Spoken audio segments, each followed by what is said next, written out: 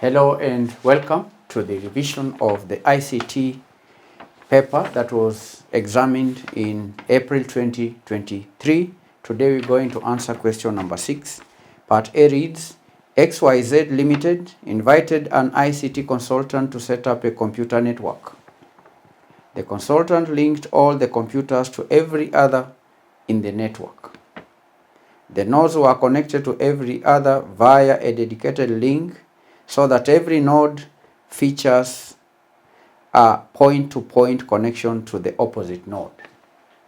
Required, state the type of network topology on the above scenario. State the type of network topology on the above scenario. Now, this type of network topology is known as the connected network or the mesh network topology. Mesh network topology, where every other node is linked to another and every node features a point-to-point connection to the opposite node. It's known as a mesh network topology. That is the answer to part A, Roman 1. Type of network topology. This type of network topology is called mesh network topology or connected, fully connected network. It is known as fully connected network or mesh network topology.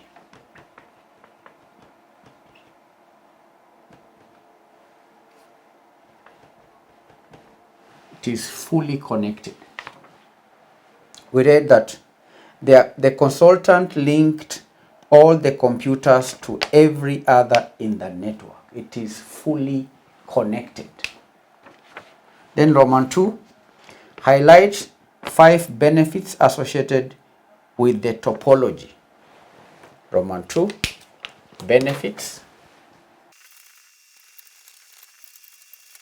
Benefits associated with a fully connected topology. Now, the first benefit is that of reliability. Redundancy, I can also say redundancy and reliability. Because in a fully connected network, each node is directly connected to every other node, which provides multiple paths for data transmission. And such redundancy enhances network reliability and fault tolerance. Why? Because if one connection fails, alternative paths are available, ensuring uninterrupted communication. Reliability. That is one benefit.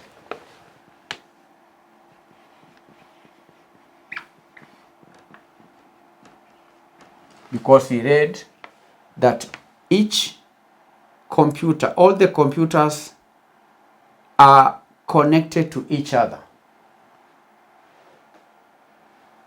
Each node is directly connected to other node. We read that the nodes were connected to every other via a dedicated link so that every node features a point-to-point connection to the opposite node. So there is communication both ways between each computer, and that all computers are connected. Each computer can receive information and it can give out information to each and every node in the network, and that leads to reliability. It provides multiple paths for data transmission, and if one connection fails, alternative paths are available, ensuring uninterrupted communication within the network. 2, high data transfer rate. There is a high data transfer rate in a mesh network, mesh topology. With the dedicated point-to-point connections, which is between the nodes, a fully connected network offers high data transfer rates, whereby each node has its own link, and that eliminates what we call network congestion and allows for efficient and fast data transmission.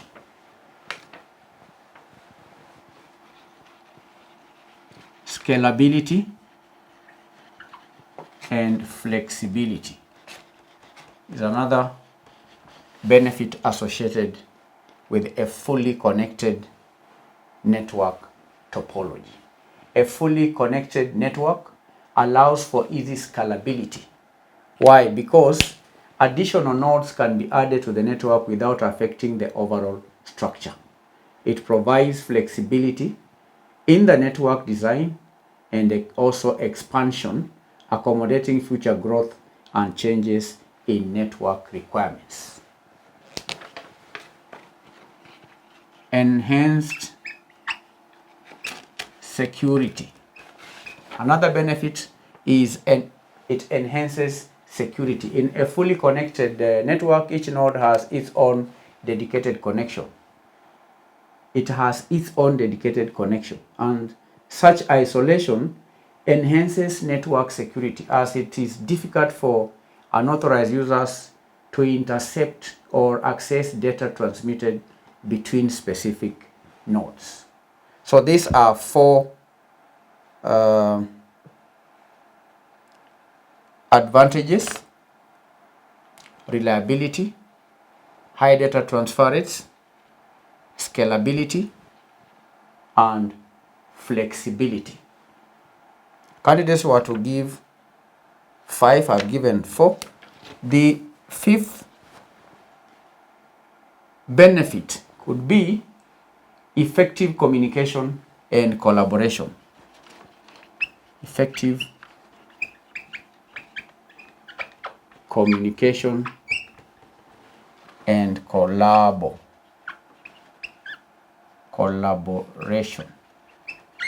It leads to effective communication and collaboration because it enables direct communication between any 2 nodes in the network, and that facilitates effective collaboration and information sharing among network users. It also promotes effective teamwork and coordination within the organization. So these are 5 benefits. 5 benefits, 5 marks. This type of network is 1 mark. 1 mark. Benefits 1, 2, 3, 4, 5. 5 marks. 5 marks. Question 6B. Outline 4 benefits associated with the use of pivot tables. Benefits associated with the use of pivot tables.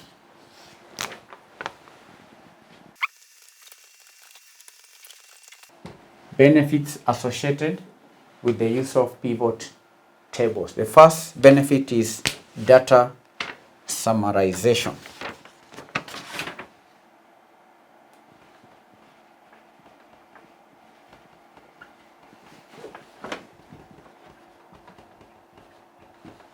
Data summarization. Pivot tables allow for easy and quick summarization of large data sets. They can consolidate and condense data, providing a concise and meaningful overview of the information, and that simplifies data analysis and reporting.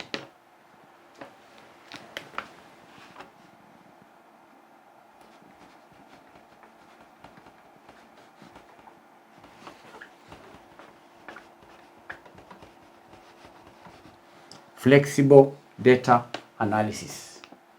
Now, pivot tables offer flexibility in data analysis, and users can rearrange and manipulate the data within the pivot table to gain different perspectives and also insights about that data. They can also easily change the row and even column arrangements.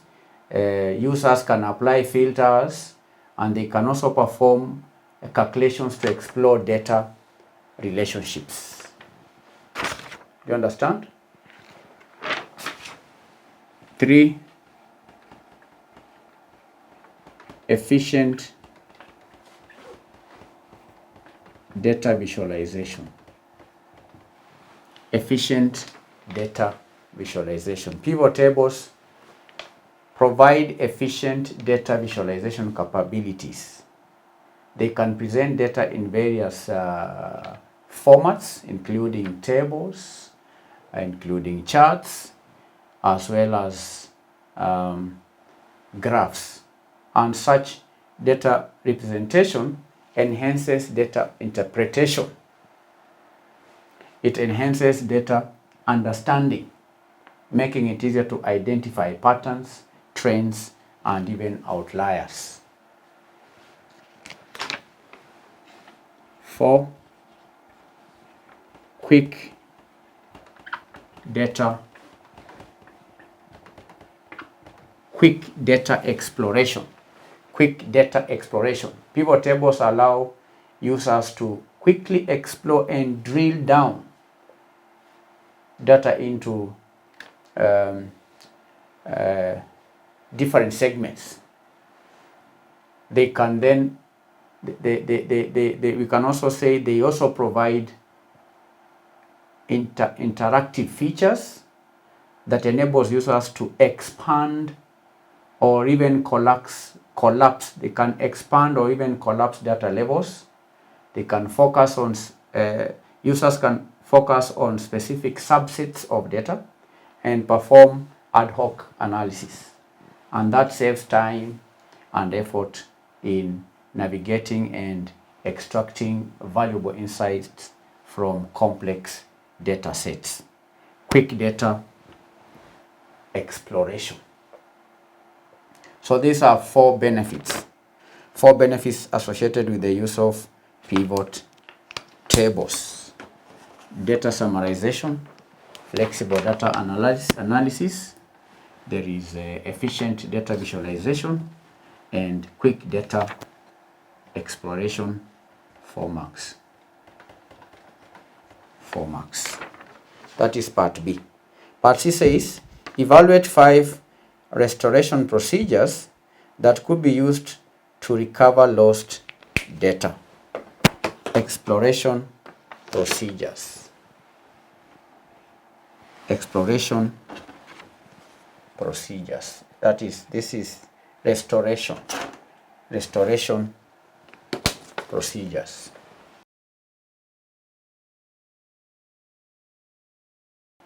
Evaluate 5 restoration procedures that could be used to recover data. That can be used to recover data. One obvious restoration procedure is backup and restore. Backup and restore. Organizations should regularly back up data and have reliable backup systems in place, which is a crucial restoration procedure. And that involves making copies of data and storing the data in separate locations so that in the event of data loss, the backup can be used to restore or to recover data. Backup and store. Backup and restore. Backup and restore. One, backup. Data replication. Data replication. Data replication involves creating and maintaining multiple copies of data across different storage devices or locations. And this procedure ensures redundancy and also provides a means to recover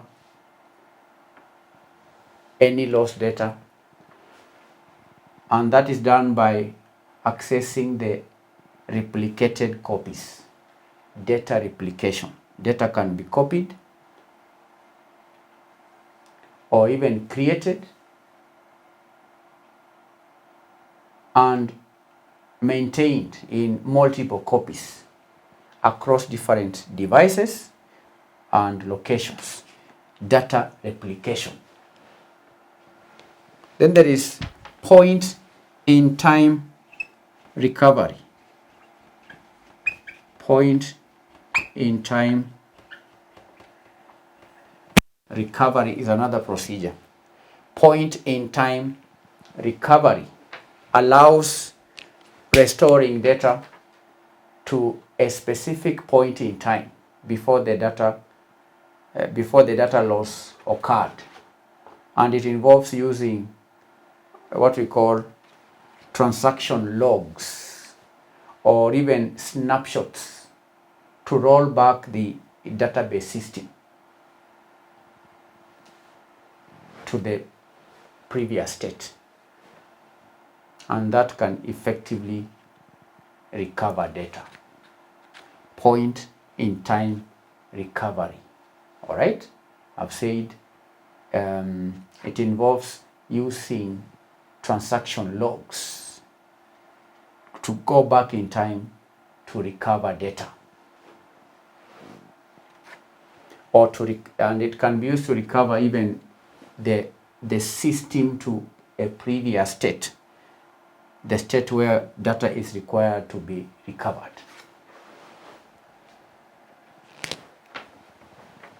For data mirroring. Data mirroring.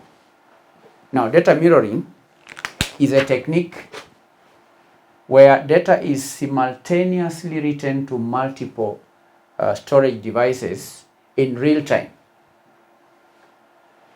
so that if data is lost from one device, it can be retrieved from the mirrored copies, ensuring data availability and minimizing downtime. Then number 5 is data recovery software. Data recovery software is another technique or a tool. Data recovery software is a tool that is designed to scan storage devices for lost or deleted data, and the software attempts to recover it. And these tools candidates employ various techniques such as file carving, such as partition recovery, or even scanning for the deleted file metadata to recover data that has been accidentally deleted. So these are 5 procedures to recover data. Number 1, data replication. Number 2, backup and restore. Number 3, point in time recovery. Number 5, data mirroring. And lastly, data recovery software. So these are 5 procedures, 5 marks.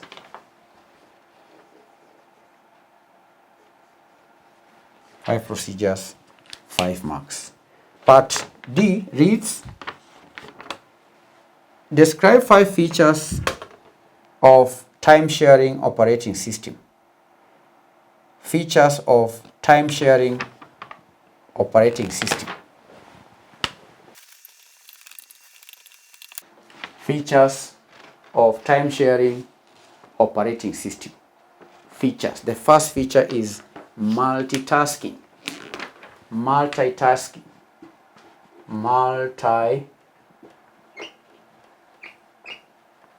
Multitasking. Time-sharing operating system can multitask. Time-sharing operating systems allow multiple users, or it can allow processes to run concurrently on a single computer system. And each user or process is allocated small time slice, or what we call a quantum. And the operating system rapidly switches between them, giving an illusion of simultaneous execution. Do you understand how that happens? Do you understand how multitasking happens? It's time sharing. We are talking about time sharing operating system.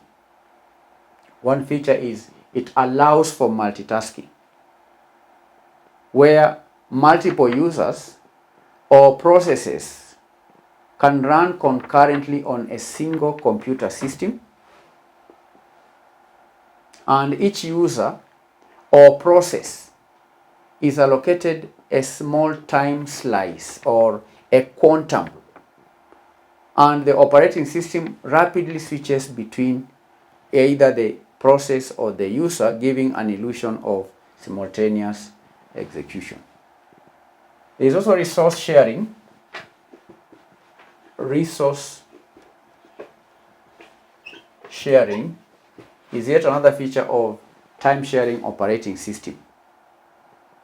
Time-sharing operating systems efficiently allocate system resources such as CPU time, memory, the peripherals among multiple users or even processes, and that enables effective utilization of system resources and allows for fair and equitable sharing.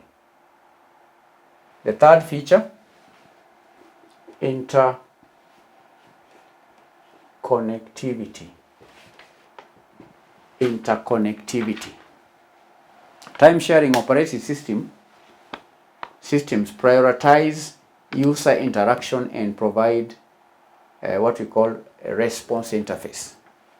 Users can interact with the system in real time, executing commands, launching applications, and even receiving immediate feedback. So that is yet another feature of a time-sharing operating system. Interconnectivity. For CPU scheduling. CPU scheduling. Time-sharing operating systems employ what we call CPU scheduling algorithms in order to determine the order in which processes are executed. And these algorithms aim to optimize resource utilization. They aim to minimize response time and ensures fairness among processes. That is a feature of sharing operating system. 5. Security and protection. Security and protection. Time-sharing operating systems implement security mechanisms to protect user data and ensure that each user's processes are isolated from one another. You may have things like user authentication, there could be access controls and privilege levels that are enforced to maintain system integrity and protect against unauthorized access or even malicious actions. So these are 5 features of time-sharing operating system. Features of time-sharing operating system: multitasking, resource sharing, interconnectivity, CPU scheduling, security and protection. 5 features, 5 marks. So you have 5 plus 5 plus 4 plus 5 plus 1 is equal to 20 marks. We've answered question number 6. The subject is information communication technology. The sitting that was done in April 2023. We will come back in our next session to answer question number 7. The last question, we'll do it in our next session. Thank you. Bye-bye.